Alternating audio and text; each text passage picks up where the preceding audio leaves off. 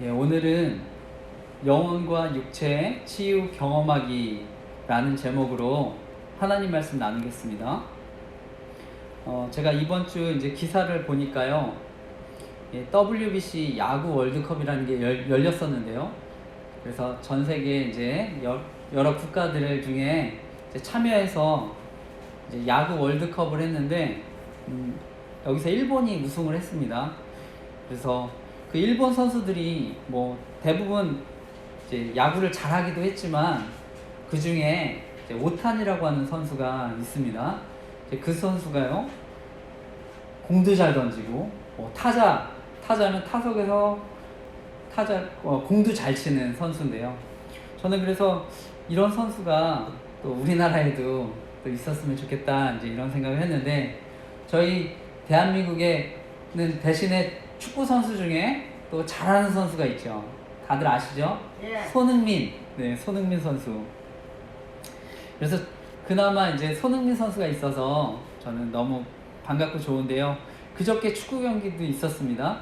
그래서 콜롬비아랑 축구 경기했는데 손흥민 선수가 또 골도 넣었습니다. 그래서 저도 이제 기도회 끝나고 봤었는데, 이렇게 선수들 저는 건강하게 다치지 않고 또 오랫동안 좋은 경기에서 또 기쁨과 또 즐거움을 계속 줬으면 좋겠습니다.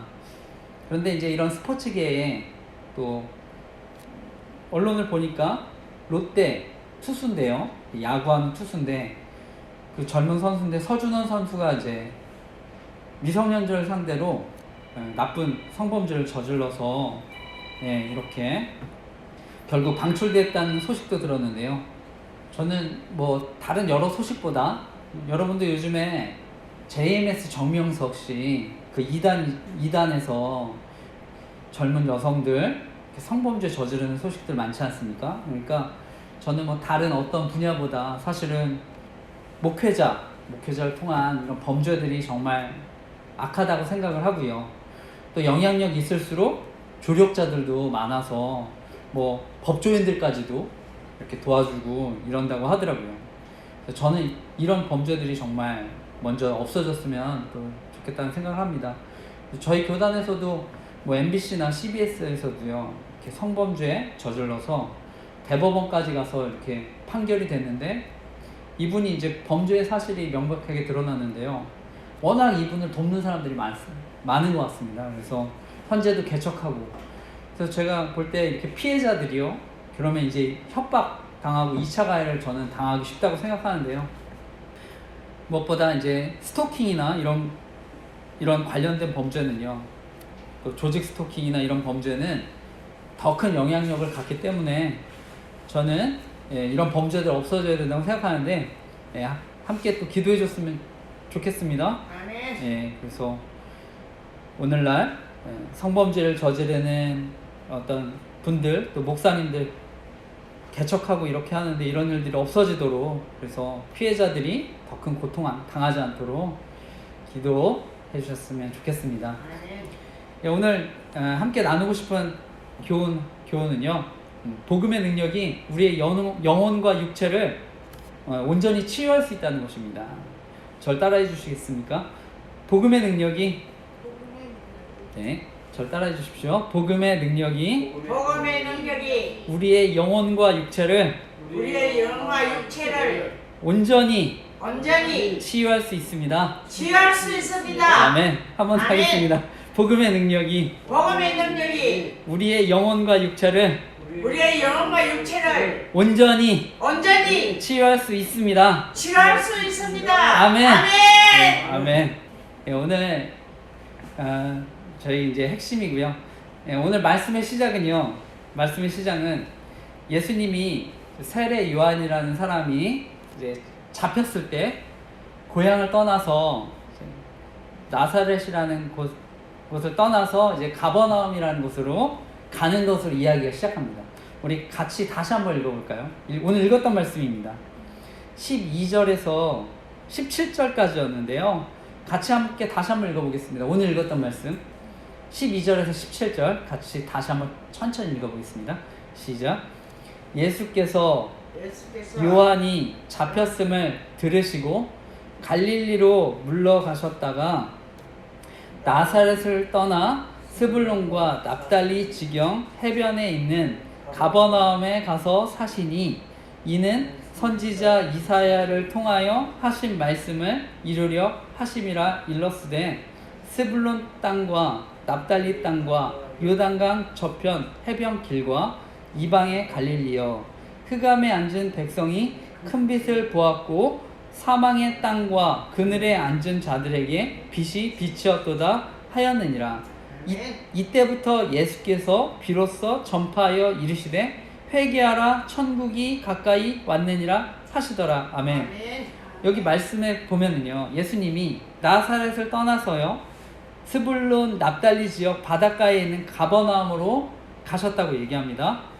그런데 이것이 선지자 이사야 선지자를 통해서 하신 말씀을 이루려고 했다는 것인데요. 이사야의 9장 1, 2절에 보면은요, 이건 제가 읽겠습니다. 이사야 선지자가 먼저 예수님에 대해서 얘기했던 예언의 말씀입니다. 전에 고통받는 자들에게는 흑암이 없으리로다. 옛적에는 여호와께서 스불론 땅과 납달리 땅이 멸시를 당하셨더니 후에는 해변길과 요단 저쪽 이방의 갈릴리를 영화롭게 하셨느니라. 흑암에 행하던 백성이 큰 빛을 보고 사망의 그늘의 땅에 거주하던 자들에게 빛이 비치도다. 아멘. 이건 이사야 말씀이었는데요. 그러니까 이사야 선지자가요, 예수님 오시기 이전에 앞으로 예수님이 오시면 이 흑암의 땅에 큰 빛이 비친다고 이야기했던 것입니다. 이 흑암의 땅이 갈릴리 지역인데요. 이건 이스라엘 북쪽에 있는 지역이었습니다. 이곳에 이방인들이 많이 섞여 살았고요. 그 지역의 영향을 많이 받는 지역이었는데요. 그렇기 때문에 그 갈릴리 지역은 유대 사람들의 멸시, 천대를 받는 지역이었습니다. 그런데 메시아로 오신 그 하나님께서는요, 이 갈릴리 지역에서 대부분을 보내시면서 사역하십니다. 그러니까 이사야 예언대로요, 흑암에 앉은 그 백성들, 다른 사람들의 멸시와 천대를 받는 그 사람들에게 빛이 비친 것입니다. 큰 빛이 비친 것입니다. 어둠에 처했던 그 지역에. 그런데 이것은요, 또 다르게 얘기하면 그 이방인 있는 지역에 예수님이 복음을 전하셨다는 것은요, 앞으로 유대인들이 아니라 예수님을 모르는 이방, 다른 나라 사람들에게도 복음이 전해진다는 것을 얘기하는 것이기도 합니다. 오늘 말씀에 예수님은요, 그 땅에 가서 갈릴리 지역에 가서 복음을 먼저 선포하십니다. 어떻게 말씀하십니까? 회개하라 천국이 가까이 왔느니라. 이 말씀은요, 앞서 세례 요한이 전했던 메시지랑 똑같습니다. 천국이 가까이 왔느니라. 이때 왔다는 것은요, 현재 완료 시제라고 해서요, 천국이 이미 시작되었다는 뜻입니다. 그러니까 예수님이 오심으로 해서 이미 시작되었다고 선포하는 것입니다. 누구든지 예수 그리스도를 믿기만 하면 바로 천국, 하나님 나라를 경험하게 된다고 말씀한 것입니다. 우리가 죽어서 가는 천국도 있지만요, 이 세상에서요, 하나님 만나면은요, 그게 천국입니다. 그래서 하나님 나라가 시작되는 겁니다. 천국의 삶이 시작됩니다. 그래서 복음이신 그 예수 그리스도를 내가 믿고 영접하기만 하면 우리 인생에 큰 빛이 비추어지는 줄 믿습니다. 아멘. 그래서 많은 사람들이요, 예수님 모르고 살기 때문에요, 어둠, 그늘 속에 살아가는 건데요. 근데 그 가운데 빛이 비추어질 때 그런 놀라운 은혜를 경험하게 되는 줄 믿습니다.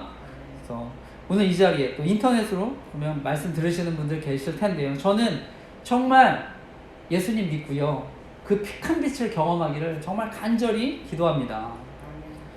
우리가 살다 보면 예수님 믿어도 물론 인생에 어두움도 있고요, 그늘도 있을 수 있습니다. 경험할 때가 있습니다. 하지만요, 예수님 믿는 사람이 다른 것은요, 인생의 어둠과 그늘이 있어도요, 그것은 하나님이요, 그 어둠과 그늘을 통해서 하나님의 영광을 드러낸다고 하는 것입니다. 창세기에 보면은요, 요셉이라고 하는 사람이 등장을 하는데요. 이 요셉이 정말 열심히 성실하게 살았지만 그 보디발이라고 하는 아내 그 유혹을 이렇게 물리치게 되거든요. 자신이 종이었을 때 여주인이 유혹했을 때 물리칩니다. 그런데도 이제 억울하게 누명을 쓰고 나서 감옥에 갇히게 되는데요. 2년 동안 이제 감옥에 갇히면서, 그리고 나중에 술 맡은 관원장이라고 해서 높은 관직에 있던 사람이 감옥에 들어왔는데요. 그의 꿈을 해석해 주고요. 나중에 감옥에 나가게 되면 저를 기억해 주시고 좀 도와주세요 이렇게 했는데, 그 사람이 감옥에서 풀려났는데도 잊어버립니다. 까맣게 잊어버려요, 요셉을. 그래서 그렇게 2년의 시간을 기다리게 하시는데요. 그리고 나중에 왕의 꿈을 해석하는 그런 놀라운 또 일을 경험하게 돼서요, 나중에 총리까지 됩니다. 근데 우리가 이것을 보면은요, 하나님은요, 때가 되었을 때 이렇게 그를 단련시키시고 훈련시키셔서요, 결국엔 총리의 자리에 세우시는 건데요. 다른 사람이 봤을 때는요, 어둠 같고 그늘 같지만 하나님은요, 바로 그 어둠과 그늘 속에서도요, 예수님 믿는 사람 가운데 하나님이 그 손으로 이렇게 다스리신다는 것을 다 믿으시기 바랍니다.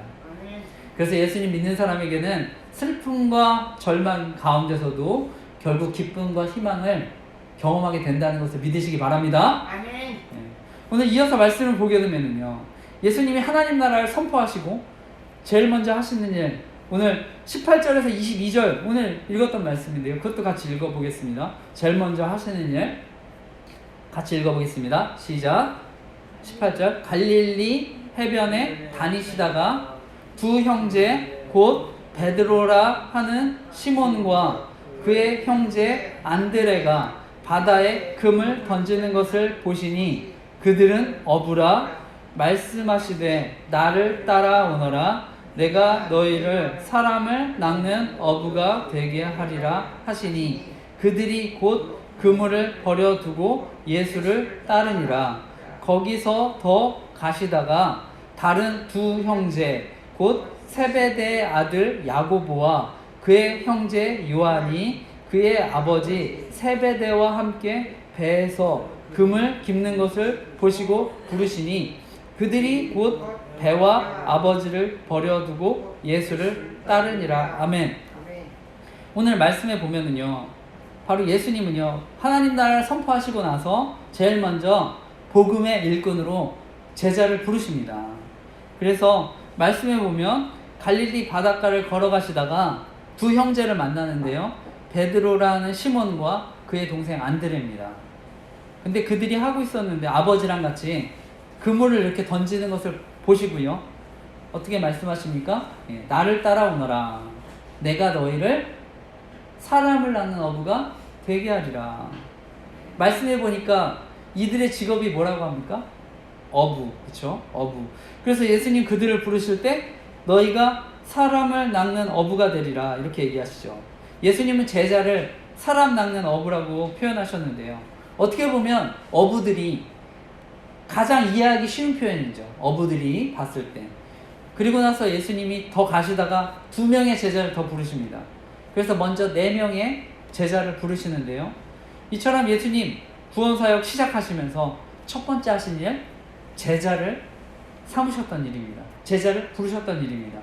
그런데 예수님이 선택했던 제자들, 뭐 특별히 능력 있는 사람이 아니었습니다. 그냥 평범한 사람이었습니다. 저희들처럼. 당시에 능력 있는 사람이라고 하면은요, 율법, 성경에 관해서 지식이 많은 사람, 바리새인들, 서기관들이 있었는데요, 그들이 아니죠. 그 다음에 당시에 돈 있고 권력 있는 사람, 부자나 권세자들이어야 되는데, 제사장, 뭐 공회원들 같은 사람들, 권세자들이어야 되는데 그들도 아니죠. 대부분은 어부였습니다. 어부. 그냥 평범한 직장인들, 어떻게 보면 평범한 사람들, 심지어 당시에 죄인이라고 했던 사람들, 세리들, 그 당시에 로마의 권력 하에 있었기 때문에 그들한테 세금 걷는 사람들, 그 사람들을 제자로 부르시고요. 그 다음에 정치적으로 어떻게 보면 폭력적인 일을 하는 단체, 거기에 열심당원이라고 하는 사람들이 있었는데요. 이들은 독립을 위해서 이렇게 폭력적인 것도 행사했던 사람들입니다. 그 중에 제자를 뽑으시고요. 또 야고보와 요한이라고 하는 사람은요, 별명이 우레 아들입니다. 우레 아들. 얼마나 성격 기질이 혈기가 강한지 그런 사람들도 제자로 뽑으시고요. 베드로, 또 잘 아시지만 수제자였는데 얼마나 성격이 또 급합니까? 그 사람도 뽑으시고요. 도마, 의심 많은 사람. 그 다음 유다, 이 사람은요, 돈을 사랑하는 사람이었습니다. 도적이었어요. 돈도 훔치는 사람이었습니다. 그런데도요, 예수님 제자를 뽑으셨던 겁니다. 이처럼 예수님의 제자라고 하면은요, 그냥 평범하다 못해서 어쩌면 평범한 사람들보다 더 부족한 사람들 제자로 부르셨습니다. 그들이 제자들입니다. 그래서 근데 20절에 보니까 그들이 그 중에 시몬과 그 형제 안드레, 배와 아버지를 버려두고 예수님 따라가는데요. 뭐 저는 정말 대단한 결단이라고 생각합니다. 대단한 순종이라고 할 수 있지만 사실은 더 중요한 거는요, 바로 이것이 복음의 능력이라고 할 수가 있습니다. 저와 여러분같이 평범한 사람도 복음의 은혜를 알면, 하나님 은혜를 알면은요, 모든 것을 버리고 따를 수밖에 없습니다. 평범한 사람들도 은혜 알면 따라갈 수밖에 없습니다. 마태복음 13장에 보면은요, 예수님이 하나님 나라에 대해서 설명할 때 마치 밭에 감추인 보화와 같다고 말씀하는데요. 제가 읽겠습니다. 마태복음 13장 44절에 있는 말씀인데요. 제가 읽겠습니다. 천천히. 천국은 마치 밭에 감추인 보화와 같으니 사람이 이를 발견한 후 숨겨두고 기뻐하며 돌아와서 자기의 소유를 다 팔아 그 밭을 사느니라. 천국은 마치 밭에 감추인 보화와 같으니 사람이 이를 발견한 후 숨겨두고 기뻐하며 돌아가서 자기의 소유를 다 팔아 그 밭을 사느니라. 아멘. 예수님이 하나님 나라에 대해서 설명하는데요. 원래는 이제 다른 사람, 남의 밭에 농사를 짓던 사람이 우연히 땅 속에서 금은보화를 발견합니다. 그러니까 그것을 알게 되니까 자기 모든 소유를 다 팔아서 그 밭을 사서 그 밭의 주인이 된다고 하는 것입니다. 여러분 중에 땅 속에 금은보화가 있는 거 알면 여러분도 똑같이 그 땅을 사지 않겠습니까? 당연한 거죠. 여러분 로또 당첨 번호를 여러분이 알고 있어요? 그럼 당연히 여러분 그 로또를 구입하지 않겠습니까? 복음이 그렇다는 거예요. 하나님 복음의 은혜를 알면, 하나님 나라를 발견하면, 예수 그리스도가 누군지를 알면 모든 걸 버리고서라도 따라가게 된다는 것입니다. 여러분 그 은혜를 꼭 발견하시길 바랍니다. 아멘. 그래서 우리가 아는 대로 제자들은요, 그 보화를 발견하고요, 그것을 경험하고요, 정말 놀라운 은혜의 삶을 살게 됩니다. 그래서 결론적으로 아무리 평범한 사람도 저는 하나님 함께 하시면, 그 은혜를 알면 저는 그 은혜를 누리고 예수님의 제자가 되는 줄 믿습니다. 아멘. 이어서 말씀을 보게 되면 예수님이 제자를 부르신 목적이 나오죠. 바로 소외되고 연약한 사람들에 대한 회복과 치유입니다. 이것이 하나님 나라 공동체의 모습인데요. 우리 마태복음 23절에서 25절, 4장 23절에서 25절, 그것도 읽겠습니다.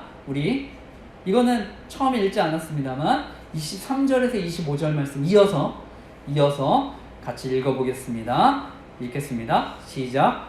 예수께서 온 갈릴리로 두루 다니사 그들의 회당에서 가르치시며 천국 복음을 전파하시며 백성 중에 모든 병과 모든 약한 것을 고치시니 그의 소문이 온 수리아에 퍼진지라. 사람들이 모든 앓는 자 곧 각종 병에 걸려서 고통당하는 자, 귀신 들린 자, 간질하는 자, 중풍병자들을 데려오니 그들을 고치시더라. 갈릴리와 데가볼리와 예루살렘과 유대와 요단강 건너편에서 수많은 무리가 따르니라. 아멘.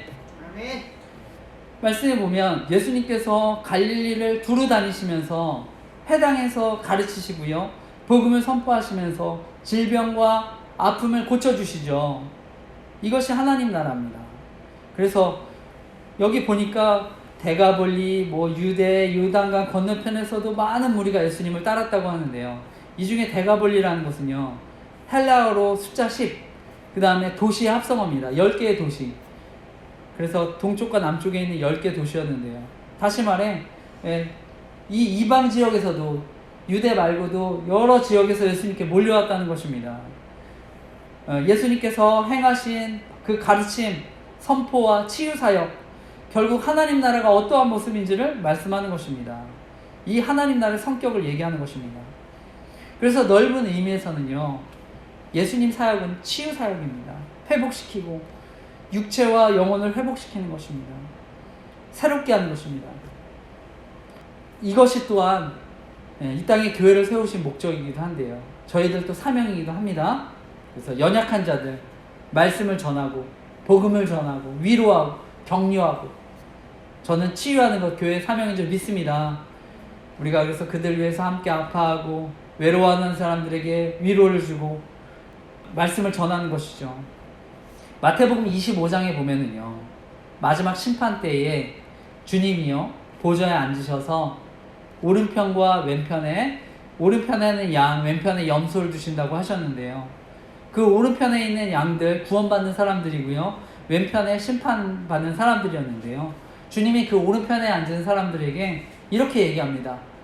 여러분 복받을 사람입니다. 내가 줄일 때 여러분들이 먹을 것을 주었고, 목마를 때 마실 것 마시게 했고, 나그네 되었을 때 저를 영접해 줬습니다. 이 말 들은 사람들이 깜짝 놀라서 예수님께 묻습니다. 예수님, 저는 그렇게 한 적이 없는데요. 저희가 언제 주님을 도왔습니까? 그러자 주님이 말씀합니다. 내가 진실로 너에게 이르노니 너희 중에 형제 중에 지극히 작은 자 하나에게 한 것이 나에게 한 것이다. 이 말은요, 예수님에게 한 것, 그것은요 결국 이웃에게 한 것이 나에게 한 것이라고 말씀한 것입니다. 우리 주변에 연약한 이웃들에게 한 것, 내게 한 것이라고 이야기하는 것입니다. 그래서 우리 주변에 어려운 이웃들, 우리가 지나치면은요 그냥 주님을 지나친 것이고요, 우리 어려운 이웃들 물 한 잔이라도 달라고 했을 때 주면은요 주님을 대접하는 것이라고 말씀하는 것입니다. 그러니까 성경은 끊임없이 소외된 사람들 관심 가지라고 얘기하는 것입니다. 저희 교회가 어떻게 보면 유명하죠. 왜 유명하겠습니까? 다른 사람들을 위해서 기도하지 않는 이들을 위해서 기도하기 때문에 그렇습니다. 그래서 제가 스토킹 당하는 사람들, 조직 스토킹, 사이버 성폭력으로 고난당한 이들, 또 이단, 또 잘못된 영성운동 피해자들, 또 목회자들, 또 성범죄로 인해서 고난받는 이들을 위해서 기도하기 때문입니다. 저는 그것이 하나님, 소외된 사람들, 다른 사람들을 기도해주지 않을 때 기도해준다면, 또 그들을 돕는다면 저는 그것이 바로 예수님께 하는 것이라고 믿기 때문입니다. 그래서 우리 주안의교회가요 그들을 위해서 기도하고 있는 것입니다. 그래서 피해자들 위해서 제가 카페도 만들고요, 그래서 기도하고 있습니다. 근데 저는요, 제가 이렇게 이런 분들을 많이 돕고 싶지만, 또 위로하고 싶지만 저는 한계가 있죠. 그래서 제가 한계를 느낄 수밖에 없습니다. 그렇기 때문에 저는 무엇보다 주님의 사랑을 경험하도록, 주님의 사랑으로 일어나도록 기도하고 있는데요, 예수님을 인격적으로 만날 수 있도록, 그래서 정말 치유자 되시는 예수님 마음속에 영접하고 주인으로 모실 수 있도록 기도하고 있습니다. 성경에 보면 12년 동안 혈루증이라고 해서요, 이제 하혈하는 증세인데요, 이 피가 멈추지 않는 여인을 이 여인이 예수님을 찾아가게 되는데요, 당시에 이제 부정한 병이었기 때문에 이 여인은 다른 사람들 만날 수 없었는데요, 근데 용기를 내가지고 이렇게 사람들 많이 있었지만 그 안에서 예수님의 옷자락을 만집니다. 왜냐하면 자신의 병이 옷자락만 만져도 나을 것 같았기 때문에 이렇게 만지는데요, 그러니까 정말 놀랍게요, 그 옷자락을 만졌을 때 피가 멈추고요, 그 여인의 혈색이 돌아오고 몸의 변화가 느껴지는 것입니다. 그러니까 얼마나 놀랐겠습니까? 더 놀란 것은요, 예수님이 그 사실을 알았다는 것입니다. 주님은 알고 있었다는 것입니다. 불쌍한 이 여인의 처지를 알았고, 옷자락 만진 것도 알았고, 치료된 것도 알았던 것입니다. 그러니까 그 여인에게 이렇게 말합니다. 딸아, 안심하라. 내 믿음이 너를 구원하였다. 예수님은 단지 그 여인의 혈루증 이 병만 고친 게 아니라요, 그의 마음과 영혼까지도 치료를 해주셨던 것입니다. 이처럼 예수 그리스도를 만나면요, 우리의 마음과 영혼 모두 치료되는 줄 믿습니다. 아멘. 네. 말씀을 마치면서요, 오늘 세례 요한, 이 요한을 통해서 선포된 그 하나님 나라, 이것이 이제 본격적으로 예수님 통해서도 선포가 되는데요, 예수님 생애 대부분을요 소외받는 지역, 멸시받는 지역에서, 갈릴리 지역에서 사역하셨습니다. 이것은 앞으로요 예수님이 하실 사역에 대해서 미리 말씀하신 것입니다. 소외받는 이웃들, 가난한 이웃들, 또 전 세계 유대 지역뿐만이 아니라 복음이 전해질 것을 말씀한 것입니다. 그래서 또 저희가 그 은혜를 또 누리고 있는 줄 믿습니다. 그리고 오늘 말씀을 보면은요, 예수님 복음을 선포하시고 제자들 부르셨습니다. 그 예수님의 결국 비전은요, 사람입니다. 사람.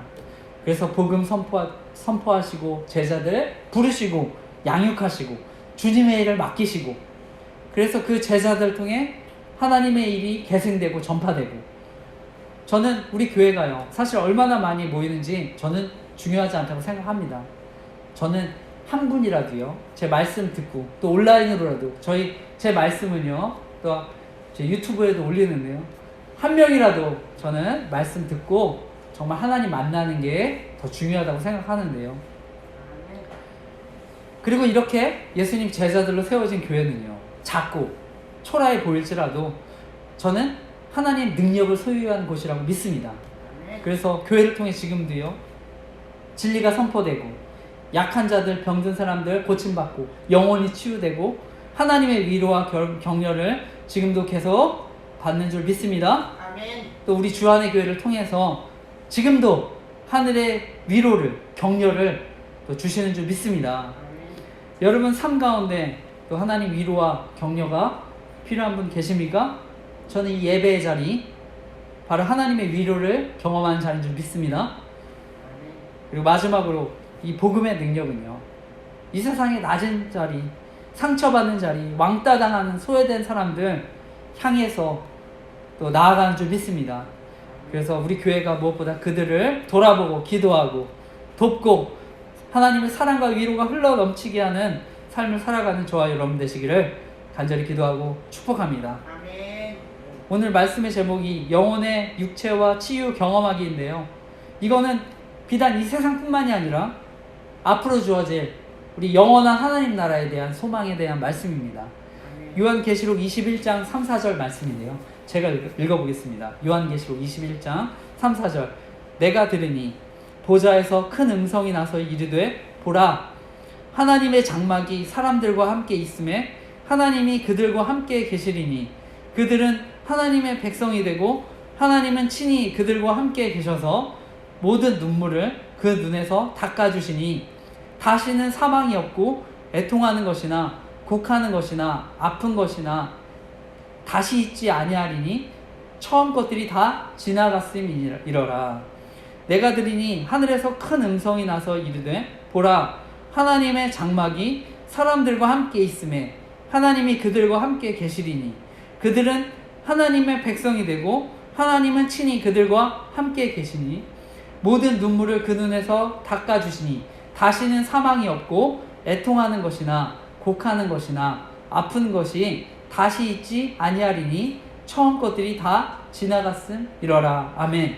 아멘. 우리는요 이 땅에서 뿐만 아니라 앞으로 가게 될 천국 하나님 나라, 이곳은요 죽음도 없고 슬픔도 없고 눈물도 없고 아픔도 없는 곳입니다. 그래서 그 안에서 저희가 궁극적으로는 온전한 치유와 회복을 경험하게 되는 줄 믿습니다. 아멘.